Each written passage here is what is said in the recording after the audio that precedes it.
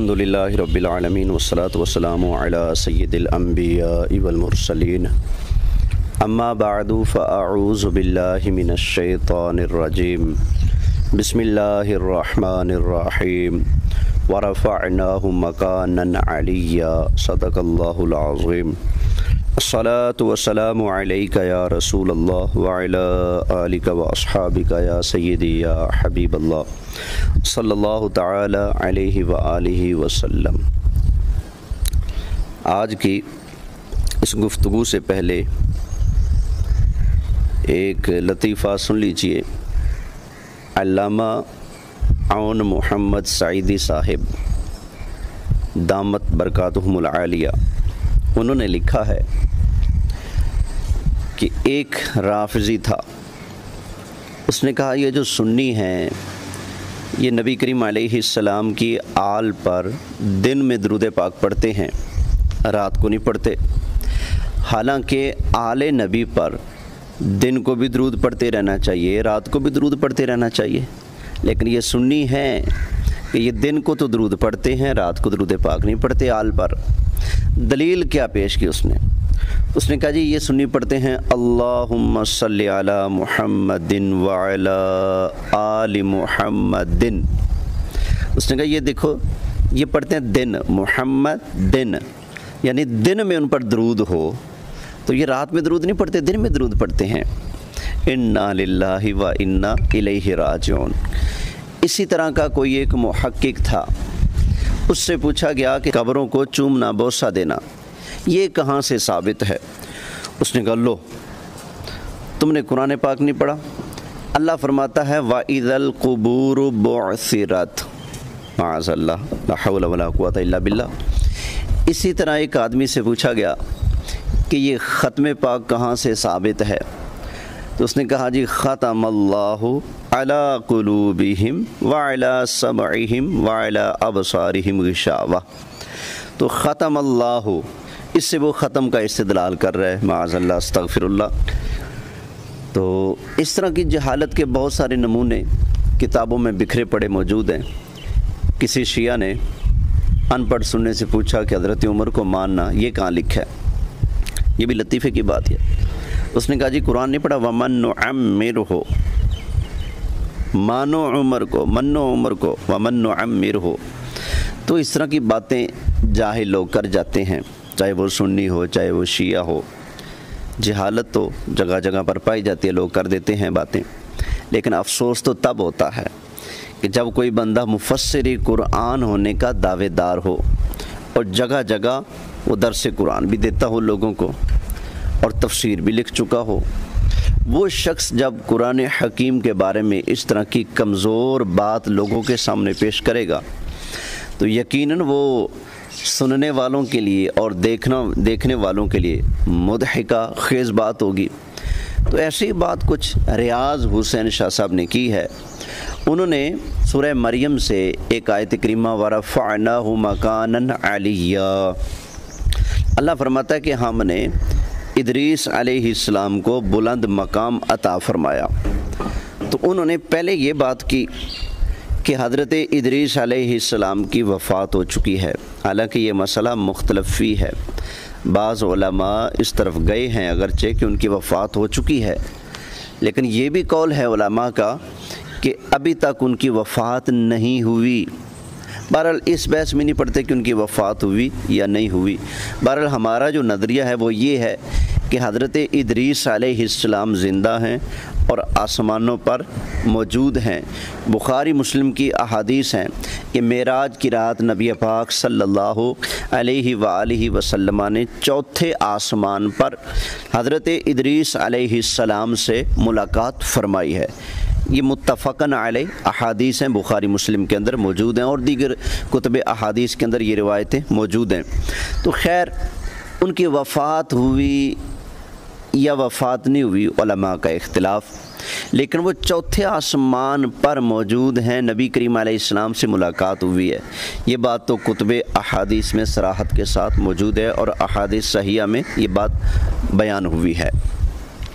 اب انہوں نے نہ صرف یہ کہ آپ کی وفات ثابت کی اور پھر یہ بھی کہہ دیا کہ حضرت ادریس علیہ السلام کا جو مزار ہے نجف میں ہے۔ میں نے اس پر یہ کہا تھا کہ میری اس پر تحقیق نہیں کہ ان کا مزار نجف میں ہے۔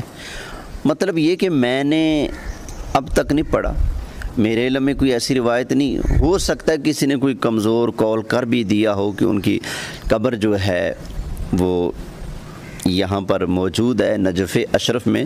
خیر، انہوں نے جو بات کی ہے مین جس کو ہم نے فوکس کرنا ہے وہ یہ، انہوں نے کہا ہے وَرَفَعْنَاهُ مَكَانًا عَلِيًّا کے تحت کہ حضرت ادریس علیہ السلام کی قبر نجف اشرف میں ہے۔ اللہ نے قرآن میں فرمایا ہے وَرَفَعْنَاهُ مَكَانًا عَلِيًّا، ہم نے ادریس کو وہ جگہ دی جو جگہ علی کو دی ہے۔ پہلی بات تو یہ کہ ابھی حضرت علی مرتضیٰ شیر خدا کرم اللہ تعالی وجہہ الکریم کی وفات نہیں ہوئی تھی، آپ کی شہادت نہیں ہوئی تھی، آپ کی قبر انور ابھی تک نہیں بنی تھی۔ اس سے پہلے یہ سورہ مبارکہ سورہ مریم نازل ہو چکی ہے، تو پھر یہ کہنا کیسے پھبتا ہے کہ ہم نے ادریس کو وہ جگہ دی جو ہم نے علی کو دی۔ سوال یہ ہے کہ ادریس علیہ السلام کو جگہ حضرت نوح علیہ السلام سے بھی پہلے دی جا چکی، وہ بات کی بات ہے کہ کہاں دی۔ بقول تمہارے اگر نجف اشرف میں ہی ان کو جگہ دی ہے تو وہ تو حضرت نوح علیہ السلام سے بھی پہلے کی جگہ پا چکے ہیں۔ حضرت علی رضی اللہ تعالی عنہ کی ابھی شہادت تک نہیں ہوئی، اور اس سے پہلے اللہ فرماتا ہے کہ ہم نے بقول تمہارا ترجمہ، ہم نے ادریس کو وہ جگہ دی جو جگہ علی کو دی ہے۔ مولا علی کو تو ابھی جگہ دی نہیں، تو بھئی یہ ترجمہ اس لحاظ سے بھی کمزور بنتا ہے۔ اور ویسے بھی گرامر کے اعتبار سے شاہ صاحب آپ نے جو ترجمہ کیا ہے وہ 100% دھاندلی کے سوا کچھ نہیں ہے۔ یہ دیکھیں نا، مکانن علیہ، یہ مرکب توصیفی ہے، اضافی نہیں ہے۔ اضافی ہوتا تو سوچا جا سکتا تھا، لیکن یہ مرکب توصیفی ہے، مکان کی صفت بیان ہو رہی ہے علیہ۔ ہم نے ان کو جو مکان دیا ہے وہ کیسا ہے؟ وہ علیہ ہے، بلند مکان ہے، اونچا مقام ہے، ان کو بڑا اونچا درجہ مرتبہ اللہ نے عطا فرمایا ہے۔ اس کا تو یہ معنی ہے، وہ معنی تو ہرگز بنتا ہی نہیں جو آپ نے کیا ہے۔ اور پھر یہ کہ یہاں پر ایک نبی کو غیر نبی کا قرب دے کر اس کو فضیلت دی جا رہی ہے، حالانکہ یہ فضیلت نہیں، یہ تو تنقیص ہے۔ اس لیے کہ الوف مرتبے والے کو اس سے کم مرتبے والے کے ساتھ ملا دینا، جو کم مرتبے والا اس کا تو وہ شرف ہے، لیکن جو الوف مرتبے پر پہلے سے موجود ہے اس کے لیے وہ باعث شرف نہیں ہے۔ پرائم منسٹر صاحب کو ایک دکاندار کے ساتھ ملا دیا جائے سمجھانے کے لیے، کوئی یہ نہ کہے کہ مولا علی کو دکاندار کے ساتھ تشبیہ دے دی، لا حول ولا قوت الا باللہ، میری ایسی ہرگز مراد نہیں، صرف سمجھانے کے لیے مثال دے رہا ہوں، تشبیہ نہیں دے رہا۔ مثال یہ ہے کہ پرائم منسٹر کو ایک دکاندار کے ساتھ ملا کر بٹھا دیا جائے، تو اب اس میں فضیلت کس کی ہوگی؟ پرائم منسٹر کی یا اس دکاندار کی؟ تو یقیناً وہ دکاندار کے لیے باعث شرف ہے کہ یار میں وزیر اعظم کے ساتھ بیٹھا ہوں۔ وزیر اعظم کے لیے قابل شرف نہیں کہ میں دکاندار کے ساتھ بیٹھا ہوں، وہ تو ہزاروں کے ساتھ بیٹھتے ہیں۔ تو یہ بھی بڑی عجیب بات کی کہ نبی کو درجہ مرتبہ دیا جا رہا ہے غیر نبی کے ساتھ قرب دے کر، یہ بھی آپ کی انتہائی عجیب بات ہے۔ اگر اس آیت کا مطلب اور معنی یہی ہوتا جو شاہ صاحب آپ نے بیان کیا ہے، تو پھر ہمارا یہ مطالبہ ہے کہ اس آیت کا یہ ترجمہ، یہ مفہوم سب سے پہلے آپ نبی کریم علیہ السلام سے ثابت کریں۔ اگر نبی کریم علیہ السلام نے ایسا کچھ بیان نہیں کیا تو آپ صحابہ کرام علیہم الرضوان سے ثابت کریں۔ اگر صحابہ کرام علیہم الرضوان نے وَرَفَعْنَاهُ مَكَانًا عَلِيًّا کا یہ معنی، یہ مفہوم بیان نہیں کیا جو آپ بیان کر رہے ہیں، تو پھر آپ تابعین کے اقوال پیش کیجئے۔ اگر وہ بھی نہیں پیش کر سکتے تو پھر جو ائمہ ہیں، مفسرین ہیں، ان کے آپ اقوال پیش کیجئے کہ کس نے کہاں پر لکھا ہے کہ وَرَفَعْنَاهُ مَكَانًا عَلِيًّا کا معنی یہ ہے کہ ہم نے ادریس کو وہ جگہ دی جو جگہ ہم نے علی کو دی ہے۔ اب مستدرک سے ایک روایت پیش خدمت ہے۔ حضرت سمرہ بن جندب رضی اللہ تعالی عنہ بیان کرتے ہیں کہ اللہ کے نبی ادریس سفید رنگ کے طویل القامت تھے، ان کا سینہ چوڑا تھا اور جسم پر بال کم تھے اور سر پر بڑے بڑے بال تھے۔ جب اللہ تعالیٰ نے زمین پر لوگوں کا ظلم اور اللہ تعالیٰ کے احکام سے سرکشی دیکھی تو اللہ تعالیٰ نے ان کو چھٹے آسمان کی طرف اٹھا لیا، کیونکہ اللہ تعالیٰ نے فرمایا ہے وَرَفَعْنَاهُ مَكَانًا عَلِيًّا۔ یہ جی المستدرک جلد 2 صفحہ نمبر 549 یہ مکہ مکرمہ سے چھپی ہے، اس کا میں نے آپ کے سامنے حوالہ پیش کر دیا ہے۔ اسی طرح امام ابن جریر نے مجاہد اور حضرت ابو سعید خدری رضی اللہ تعالی عنہ سے روایت کیا ہے کہ حضرت ادریس علیہ السلام چوتھے آسمان میں ہیں۔ حضرت انس اور حضرت قتادہ سے بھی یہی روایت ہے، اور صحیح بخاری اور صحیح مسلم میں بھی اسی طرح کی بات موجود ہے۔ صحیح مسلم اور صحیح بخاری میں وہ جس کا میں نے ذکر پہلے کیا معراج شریف کے حوالے سے۔ یہ جامع البیان جلد 16 صفحہ نمبر 121 اور 122 مطبوعہ دارالفکر بیروت، یہ جامع البیان کے اندر یہ ابن جریر کے حوالے سے حضرت مجاہد اور حضرت ابو سعید خدری کا ارشاد موجود ہے، اور حضرت قتادہ سے بھی یہی روایت ہے جامع البیان جلد 16 کے اندر۔ تو یہ روایت بھی یہ بتا رہی ہیں اور قرآن بھی یہی کہہ رہا ہے کہ حضرت ادریس علیہ السلام کو اللہ تعالیٰ نے اوپر اٹھا لیا ہے۔ اب یہاں پر یہ بحث چھڑے گی کہ یہاں پر رفع جو ہے وہ جسمانی ہے یا رفع روحانی ہے۔ تو میری گزارش یہ ہے کہ رفع کا مفعول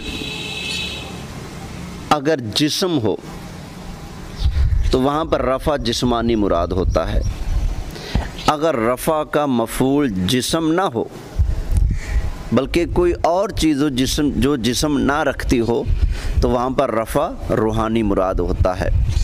جیسا کہ حضرت عیسیٰ علیہ السلام جسم رکھتے ہیں نا، تو اللہ تعالیٰ نے ارشاد فرمایا ہے وَمَا قَتَلُوهُ يَقِينًا بَلْ رَفَعَهُ اللَّهُ إِلَيْهِ۔ پکی بات ہے، انہوں نے حضرت عیسیٰ علیہ السلام کو قتل نہیں کیا بلکہ اللہ نے ان کو اپنی طرف اٹھا لیا، کیونکہ حضرت عیسیٰ علیہ السلام کے جسم مبارک کا ذکر ہے نا کہ جسم کو قتل نہیں کیا، تو پتہ چلا یہاں پر زیر بحث جو چیز ہے وہ جسم ہے، ان کے جسم کو قتل نہیں کیا گیا بلکہ بر رفعہ اللہ نے ان کو اٹھا لیا الیہ اپنی طرف، کیونکہ یہاں پر رفع کا مفعول حضرت عیسیٰ علیہ السلام کا جسم ہے، وہاں پر جسم کا اٹھانا مراد ہے۔ حضرت ابراہیم علیہ السلام اور حضرت اسماعیل علیہ السلام کعبۃ اللہ شریف کی تعمیر کر رہے تھے، دیواروں کو اٹھا رہے تھے۔ اللہ فرماتا ہے وَإِذْ يَرْفَعُ إِبْرَاهِيمُ الْقَوَاعِدَ مِنَ الْبَيْتِ وَإِسْمَاعِيل، تو یہاں پر بھی کیونکہ رفع کا مفعول جسم ہے، دیوار، تو کعبہ کی دیواروں کا شرف اور مرتبہ نہیں بلند کر رہے تھے بلکہ وہ کعبۃ اللہ کی دیواروں کو تعمیر کر کے ان کی دیواروں کو بلند کر رہے تھے۔ تو یہاں پر کیونکہ مفعول جسم ہے، جہاں پر رفع کا مفعول جسم ہو وہاں جسم کا اٹھانا مراد ہوتا ہے، اور جہاں پر جسم نہ ہو وہاں پر مرتبے کا اٹھانا، مرتبے کا اونچا کرنا، بلند کرنا مراد ہوتا ہے۔ اس کی مثال بھی قرآن حکیم سے سن لیجئے، اللہ کریم ارشاد فرماتا ہے وَرَفَعْنَا لَكَ ذِكْرَكَ، فرمایا اے حبیب ہم نے آپ کی خاطر آپ کے ذکر کو بلند فرما دیا ہے۔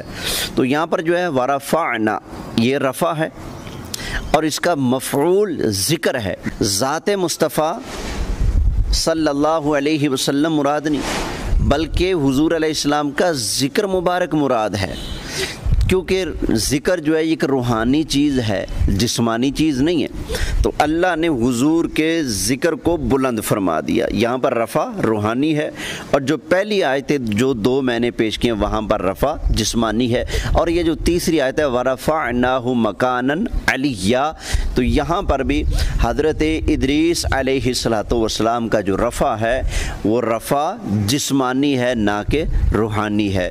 روحانیت کے اعتبار سے تو اللہ نے سارے نبیوں کو بڑا بلند رفع عطا فرمایا، بڑا بلند اونچا مقام عطا فرمایا ہے۔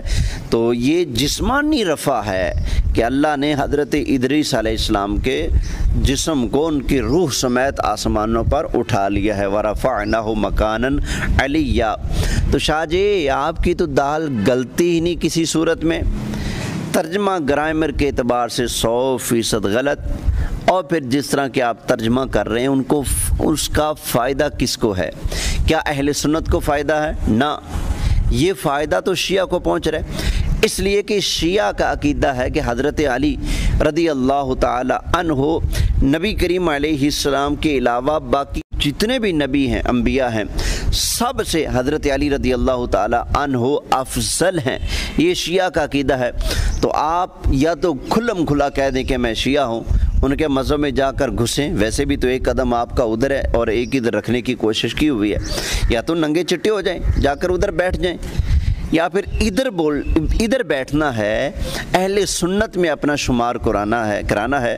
تو شاہ جی خدا کا واسطہ دیتا ہوں، بولی وہ بولیں جو بولی تاجدار بریلی کی ہے، جو بولی مولانا شاہ احمد رضا خان بریلوی رحمۃ اللہ تعالی علیہ کی ہے، جو بولی آج تک علماء امت، علماء اہل سنت بولتے آئے ہیں، خدا را وہی بولی بولیں، ایسی بولی مت بولیں کہ جس کی وجہ سے اسلام اور سنیت کے دشمن روافظ کو فائدہ پہنچتا ہو اور اہل سنت کا جس میں نقصان ہو۔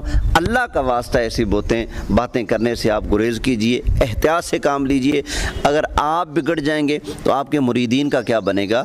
جن کا امام اتنا بگڑا ہوا ہے تو مریدوں کا حال پھر قیاس کیا جا سکتا ہے۔ بہرحال اللہ تعالیٰ آپ کو کامل سمجھ بوجھ اور صحیح صراط مستقیم پر چلنے کی توفیق عطا فرمائے۔ اللہ تعالیٰ میرا بھی خاتمہ ایمان پر فرمائے، آپ کو اللہ تعالیٰ شرع صدر ہدایت اور توبہ کی توفیق نصیب فرمائے اور خاتمہ بالخیر فرمائے۔ آمین بجاہ النبی الامین صلی